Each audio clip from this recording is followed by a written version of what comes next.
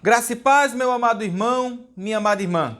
Estamos iniciando mais um resumo da nossa escola bíblica dominical.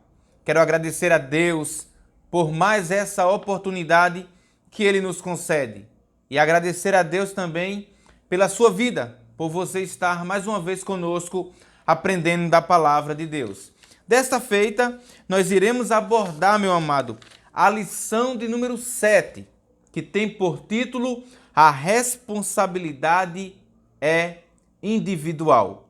Esta lição, se Deus assim permitir, será aplicada no dia 13 de novembro de 2022, próximo domingo, se Deus assim permitir. Então, nesta lição de hoje, conforme eu já falei aqui o título, A Responsabilidade é Individual, nós iremos tratar sobre esse assunto dentro do livro de Ezequiel e também falar um pouco de Jeremias, pois tanto Ezequiel quanto Jeremias vai tocar nesse assunto.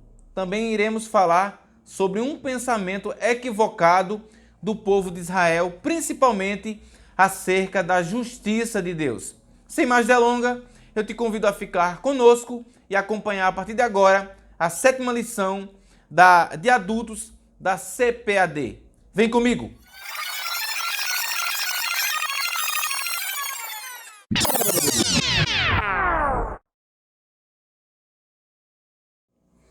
Meu querido irmão e minha querida irmã, pegue sua caneta, seu caderno de anotação, sua lição e sua Bíblia e vamos a partir de agora meditar na palavra de Deus. A priori, iremos ler nossa verdade prática e nosso textuário. E o textuário de hoje se encontra em Ezequiel, capítulo 18 e o versículo de número 20. Acompanhe comigo. A alma que pecar, essa morrerá. O filho não levará a maldade do pai, nem o pai levará a maldade do filho. A justiça do justo ficará sobre ele, e a impiedade do ímpio cairá sobre ele. Nossa verdade prática nos diz, para além da responsabilidade individual, a palavra de Deus se posiciona contra o fatalismo, isto é, contra a ideia de que tudo está determinado por um rígido destino.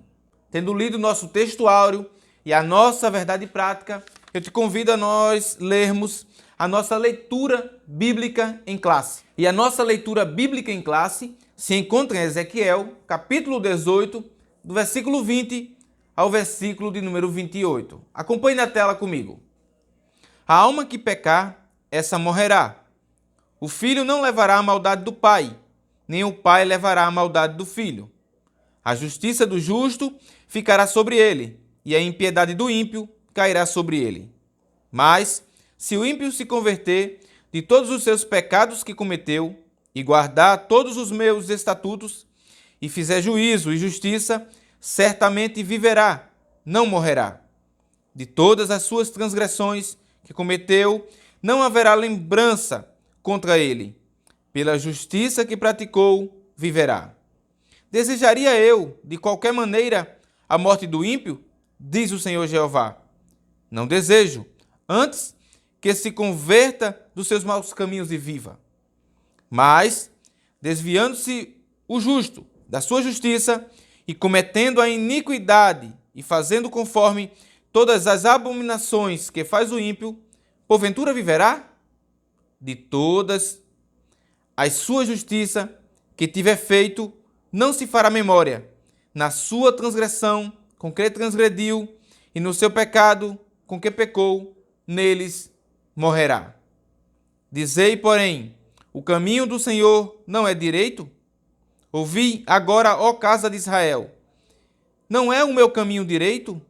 Não são os vossos caminhos torcidos? Desviando-se o justo da sua justiça e cometendo iniquidade, morrerá por ela. Na sua iniquidade que cometeu, morrerá. Mas, convertendo-se o ímpio da sua impiedade que cometeu e praticando juízo e justiça, conservará este a sua alma em vida. Pois, quem reconsidera e se converte de todas as suas transgressões que cometeu, certamente viverá, não morrerá. Essa foi a nossa leitura bíblica em classe. E E eu quero destacar para você a nossa palavra-chave. E esta é responsabilidade.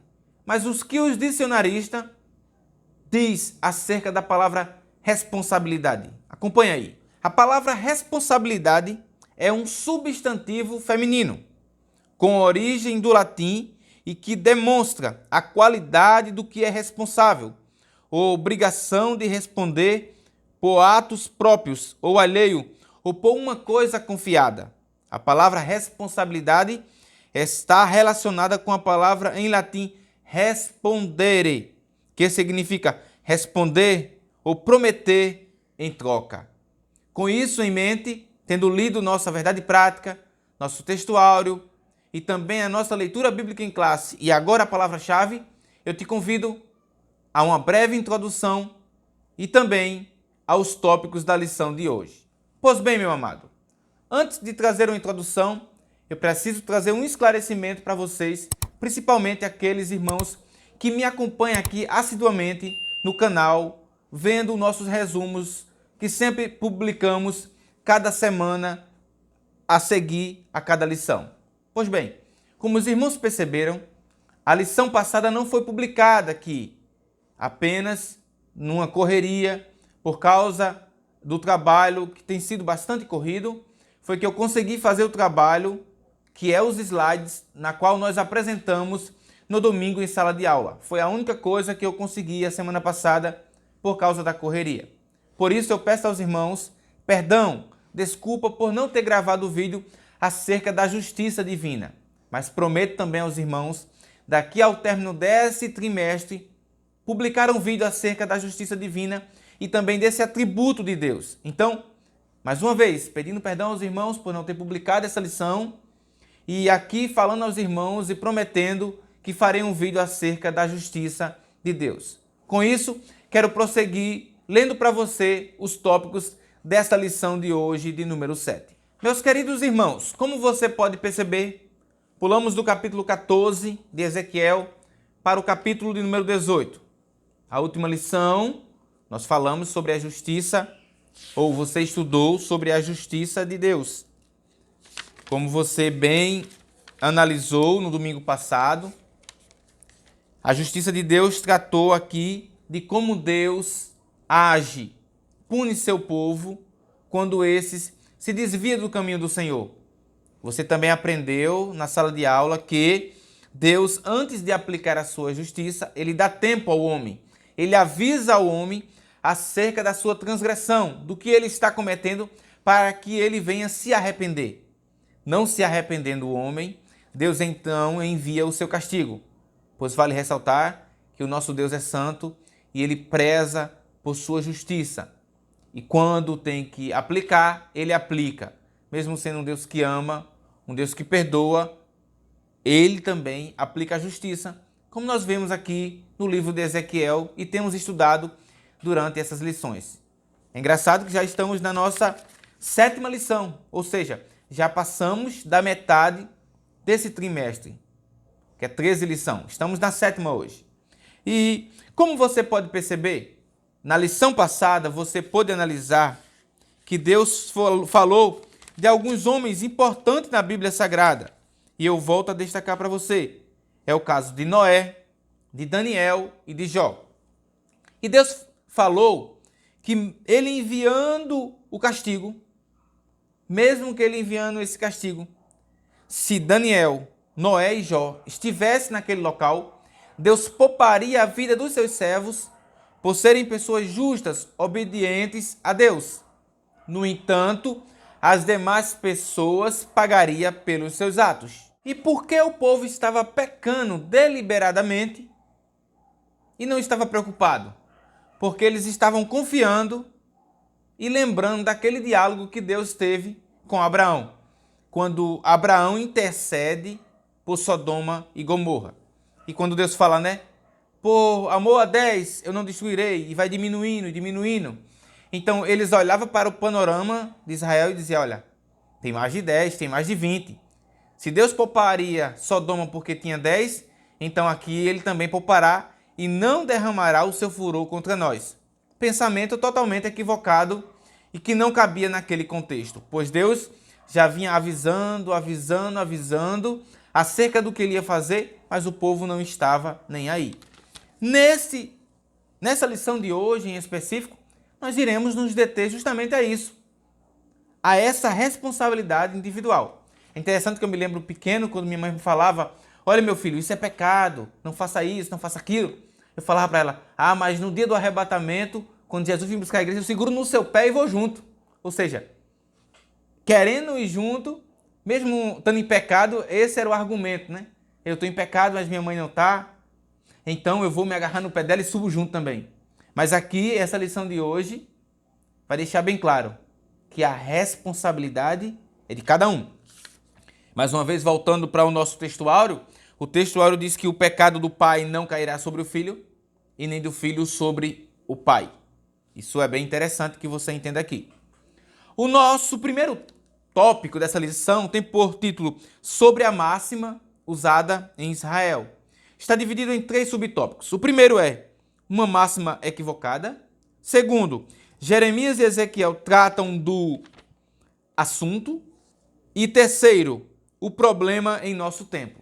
Pois bem, a máxima em Israel era a seguinte, acompanhe comigo. Eles diziam o seguinte, os pais comeram as uvas verdes e os dentes dos filhos se embotaram. Mais uma vez, os pais comeram as uvas verdes e os dentes dos filhos se embotaram. E o que significa isso? Esse texto está lá em Jeremias, capítulo 31, e o verso 29, e Ezequiel, capítulo 18, o verso 2. O que isso significa? O povo do tempo de Ezequiel estava reclamando que estava pagando o preço, estava sendo castigado pelo pecado dos pais. Veja, eles estavam se isentando do pecado, da transgressão, da apostasia, do sincretismo que eles estavam cometendo. E estavam atribuindo a Deus, de forma direta ou indireta, de que Deus não estava sendo justo. Vale ressaltar que quando nós falamos de justiça de Deus, estamos falando de uma justiça a qual o homem não pode alcançar. Por quê? Porque essa justiça atribuída a Deus é um atributo direto de Deus, ou seja, é a justiça em sua completude, em sua máxima. E só quem pode chegar a esse nível, obter essa justiça, é o nosso Deus, que é justo em essência. Nós, é claro, procuramos ser justos, mas às vezes falhamos em nossa justiça porque somos, sim, pecadores, por mais que hoje somos pecadores remidos. Então, quando eles estavam falando de que Deus estava castigando eles de forma errada, que os pais que comeram as uvas verdes e eles que estão sofrendo castigo pelas consequências, logo eles estavam falando que Deus não estava sendo justo na aplicação da sua sanção. E isso é uma máxima, como o autor deixa aqui bem claro, equivocada. E muitos deles estavam interpretando o que aqui o autor da revista fala, o terceiro mandamento do Decálogo, que está lá em Êxodo capítulo 20 e o verso 5 e Deuteronômio 5:9. Mas mais à frente você vai entender melhor esses textos, mas essa máxima era uma máxima tanto equivocada, errada, como também uma forma de se isentar e dizer que não é culpado. Ora, vamos partir do pressuposto que os pais pecaram. Sim, mas eles também estão pecando. E há uma ideia aqui, e mais à frente nós vamos ver, eu vou logo para ele, que é o nosso terceiro subtópico desse primeiro tópico, que é o problema no nosso tempo. E quando falamos nisso, nós estamos falando de um movimento chamado batalha espiritual. E a batalha espiritual, que é um movimento contemporâneo, ele vem tratar justamente da doutrina da maldição hereditária. Ou seja, se o pai tem tal pecado, se o pai tem X coisa, o filho também herdará. O problema dos antepassados será também o seu problema. Mas vale ressaltar que esse movimento da batalha espiritual, em sua grande maioria, é um movimento capitalista, para se arrecadar dinheiro, trazendo medos para as pessoas. Otoniel, mas a transgressão de um pai do passado não pode vir para o filho? Depende. se esse filho, é uma pessoa que se arrependeu, pediu perdão a Deus e vive para Deus, não recairá sobre ele. Mas se esse filho continua no mesmo pecado do pai, na mesma transgressão do pai, ele também sofrerá o mesmo dano que o pai. Até porque Deus é justo na aplicação, na sanção para aquele que desobedece. Veja, o povo de Israel estava passando por um período de castigo, e castigo grande, não só porque os pais pecaram, mas porque eles também estavam pecando e continuando no mesmo erro dos pais. E isso aqui não é maldição hereditária. É o resultado daquele que resolveu, que escolheu continuar a vida de pecado dos seus antepassados. Mas uma coisa é certa, a partir do momento que você se arrepende, se entrega a Jesus e passa por uma transformação radical, não há maldição hereditária que te acompanhe. Pode ter certeza disso. 2 Coríntios, capítulo 5, e o versículo de número 17 diz: aquele que está em Cristo, nova criatura é. As coisas velhas já passaram e eis que tudo se fez novo. Não é metade, não é a primeira parte. Tudo se fez novo. Ou seja, derruba de lado esse movimento da batalha espiritual e de que a maldição ela é hereditária.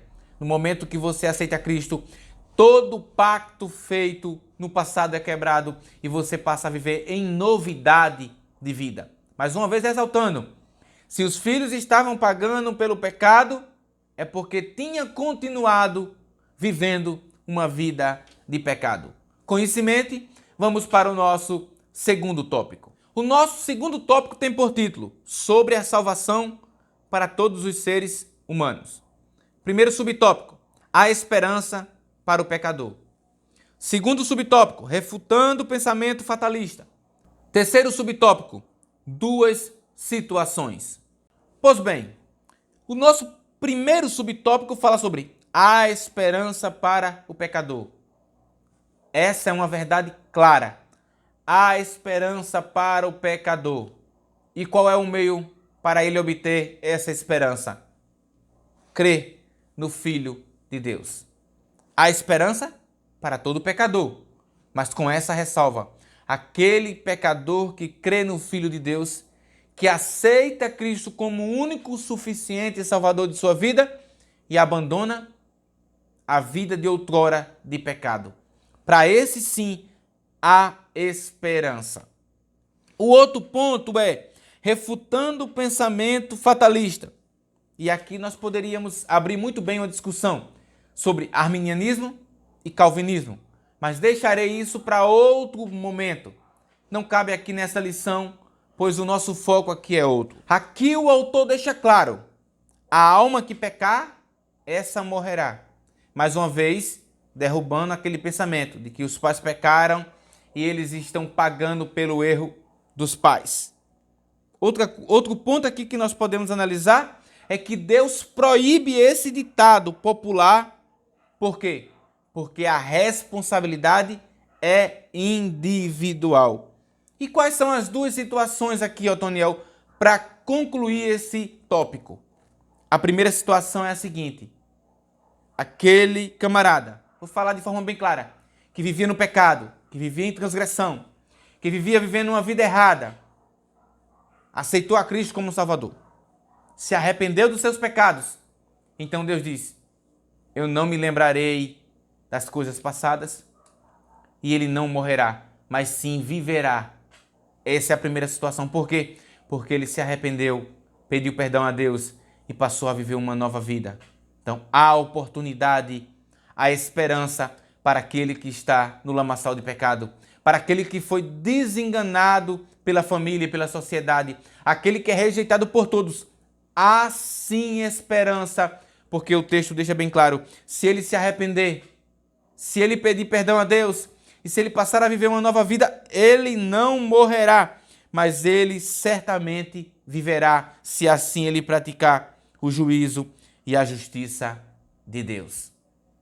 Porém, se o justo que pratica a justiça e o juízo de Deus, ele se desviar do caminho e praticar a iniquidade e passar a viver uma vida de pecado, distante dos caminhos do Senhor e da sua palavra, com certeza ele morrerá. E o texto deixa bem claro: Deus não lembrará dos feitos que ele fez enquanto ele era justo, enquanto ele praticava a justiça. Então, aqui abre mais uma porta para aquele pensamento calvinista e arminianista, que uma vez salvo, salvo para sempre. E aqui essa parte aqui desse texto das duas situações de Ezequiel deixa claro que o homem pode sim perder a salvação. Porque veja, a primeira parte aqui fala que ele era justo, praticava juízo, o juízo de Deus, mas podia cair, podia deixar de fazer a vontade do Senhor e podia morrer.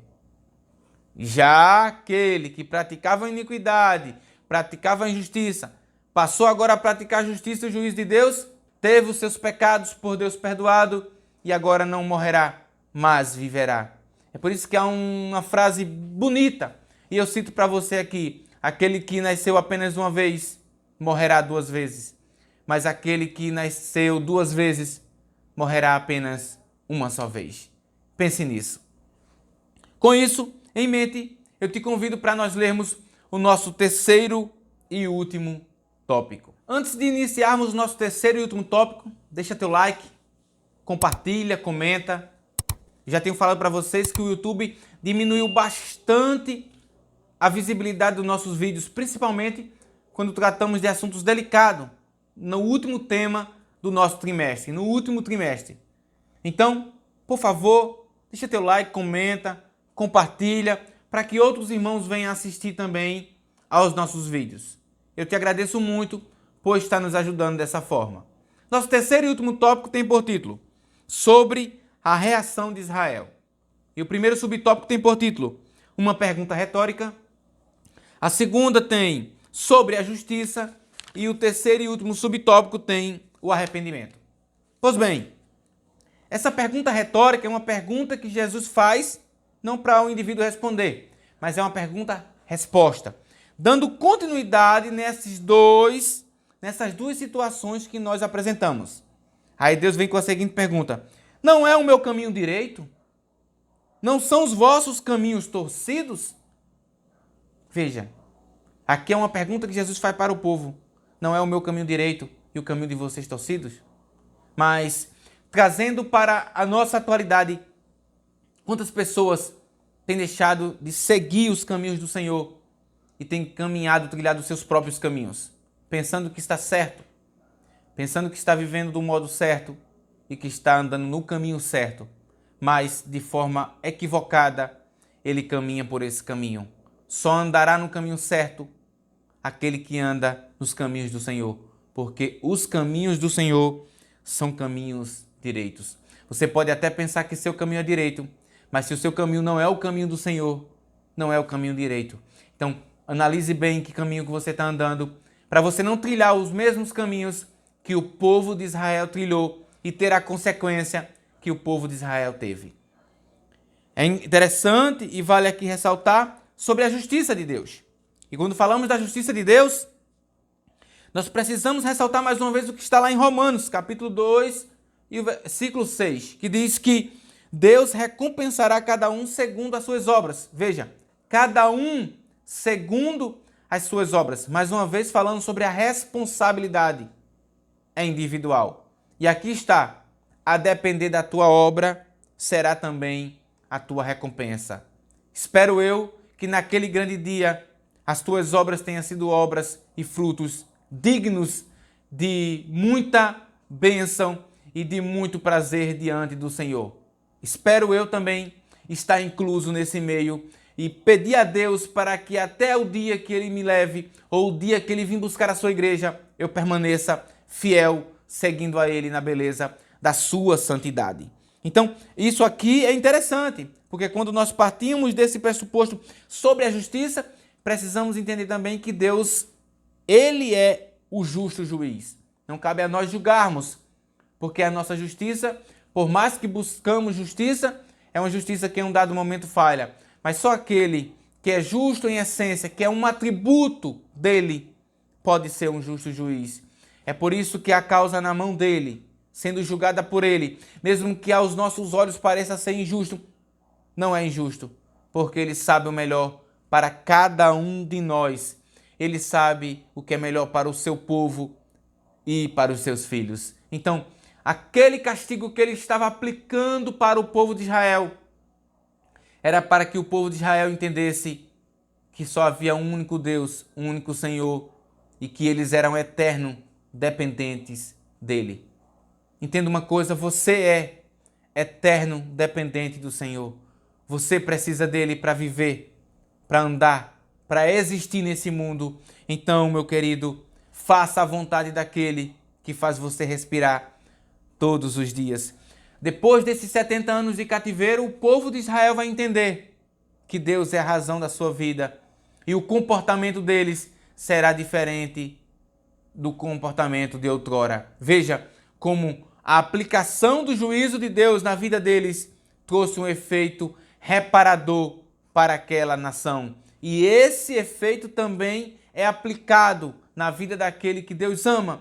E assim, quando Ele aplica a justiça dele, quando Ele aplica o seu castigo, é para que nós possamos voltar aos seus caminhos e viver uma vida pautada naquilo que Ele planejou para nós. Com isso, eu quero ler para você o nosso terceiro e último subtópico, que fala sobre arrependimento. Deixa eu te falar uma coisa. Vivemos uma geração que não quer se arrepender, mas que quer colocar a culpa de tudo em Deus. X coisa no mundo está acontecendo. É culpa de Deus. Cadê Deus? Cadê o poder dele? Ele não é soberano? Por que ele não está agindo? É como C.S. Lewis fala no seu livro, Deus no banco dos réus. Parece que a geração nossa não está no banco dos réus, mas Cristo que está nos bancos dos réus, entre aspas, porque nunca colocaremos ele, porque ele é soberano, ele é o justo juiz. Mas parece que os papéis inverteram. A geração quer colocar Deus contra a parede, quer colocar Deus na forca. Olha, você tem que fazer isso. Cadê o Senhor?